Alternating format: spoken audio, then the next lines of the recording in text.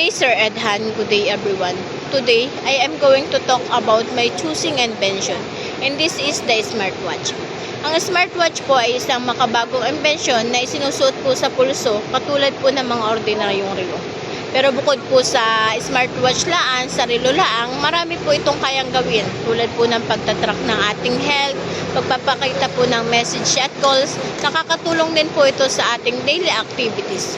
Dahil po dito, mas naging convenient po ang buhay ng tao sa makabagong panahon.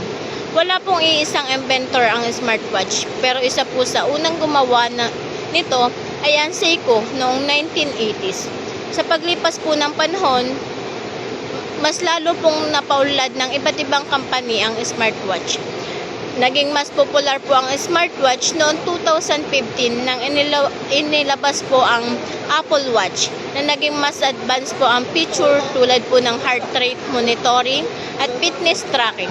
Ang problema pong nalutas ng smartwatch ay ang palaging pag-check ng cellphone. Sa tulong po ng smartwatch, hindi na po natin kailangang kunin lagi ang cellphone sa bulsa, sa bag. Dahil dito po, nakikita na po agad natin ang mga notification at reminders. Nakakatulong din po ito sa pagmumonitor ng kalusugan, lalo na po sa mga taong gusto pong maging active at healthy. Malaki rin po ang epekto ng smartwatch sa society, tulad po ng sa edukasyon. Nakakatulong po ito sa mga estudyante na ma-manage po ang pagsiset ng reminders at pagtatrack po ng daily activities.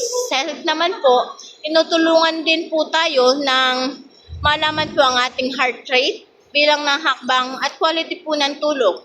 Kaya mas naging aware po tayo sa ating kalusugan. Sa komunikasyon naman po, mas napapadali na po ang ating pakikipag-ugnayan. Kahit po tayo nasa biyahe or busy, nakaka-receive pa rin po tayo ng message at tawag. Sa environment naman po, nakakatulong din po ito sa pagbawas ng papel, paggamit ng papel dahil digital ang reminders at planner. Sa kabuuan po, masasabi ko ang smartwatch ay mahalagang invention sa modernong panahon. Pinapadali nito ang ating buhay, tinutulungan tayong maging mas active, organized, at mas healthy, mas connected sa ibang tao.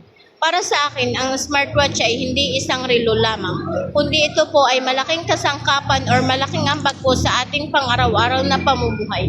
Yun lang po, and God bless po. Thank you so much po.